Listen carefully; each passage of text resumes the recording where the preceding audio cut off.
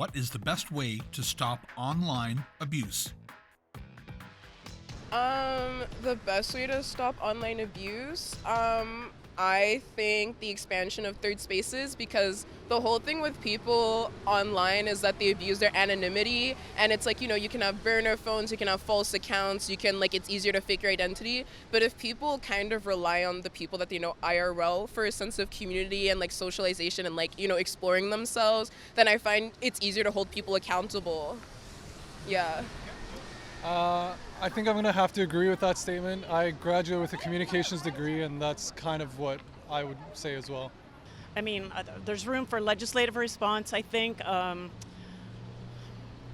Making clear who has jurisdiction to deal with things like that, not leaving it exclusively in the hands of social media companies to reply to that. I mean, I think it's very hard for an individual if you see something horrible online about you. I mean, who do you contact if it's, say, Facebook or X or whatever? Do they care? Do they do anything like that? So, I mean, empowering police to deal with it explicitly in some circumstances, but then, I don't know, cutting social media out of our lives to some extent too helps, I think. Teaching especially the youth, the younger people, the dangers of,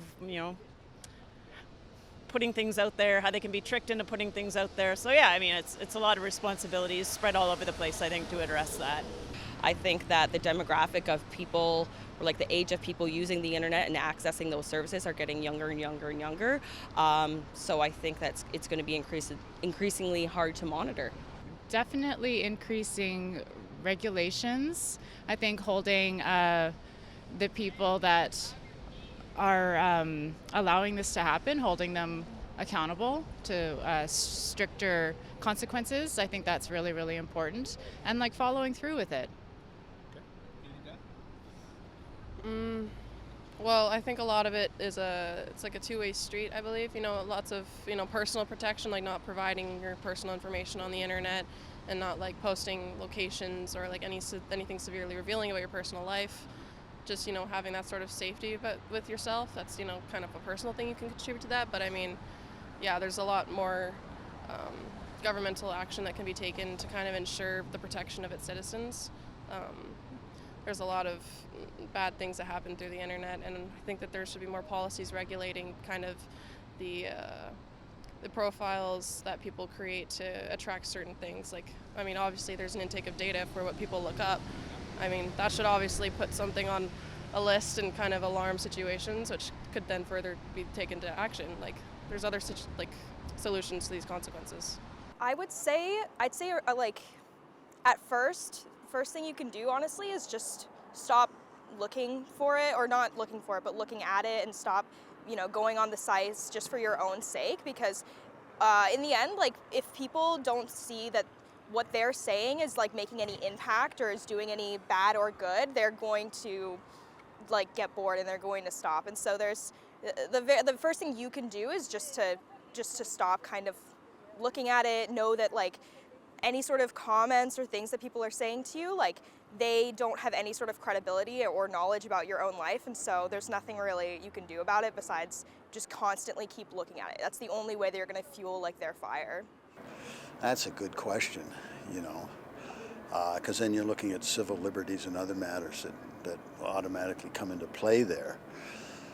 I mean, obviously our children are our first concern, and that has to be, we have to get some form of policing for that, for the children. Adults, more or less can pick and choose. They have the intelligence, hopefully, to pick intelligent internet, online content and go that way. I feel like there should be a little bit more government regulation to limit the effects of online abuse, particularly with bullying and censorship on the media, not particularly of everything. Obviously, everyone should have an option to speak their minds and voice their opinions, but in some cases, it's just straight harmful and a risk to public safety, which is why there should be a bit more limitations on social media apps like TikTok and Instagram, where anything can really be posted freely for anyone else to see. Turn off your phones, like monitor your kids. Like we had children, we monitor them, keep that computer close, and restrict the access and the usage. It's simple. I mean, you don't have it, you can't abuse it, right? Well, just restrict access. Parents should monitor what the kids do and put a hold onto it so that they can control what kids are doing, basically. That's a that's a tough question, because as soon as you're online, people feel like they can do a bit whatever they want and say whatever they want. I feel like if we're talking about that, about like what people say and how hurtful people can be online, I feel like it's a bit hard. And I think in that on the same subject, like these days it's about TikTok and wanting to ban it. I personally don't see the use in it. I'm always on TikTok, but I think whether you ban a certain app or another or try to ban everything, people are gonna be they're always gonna say what they want.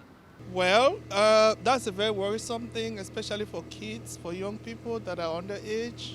A lot of problem is out there right now. Abuses of different types, financial abuse. Older persons are also suffering, elderlies.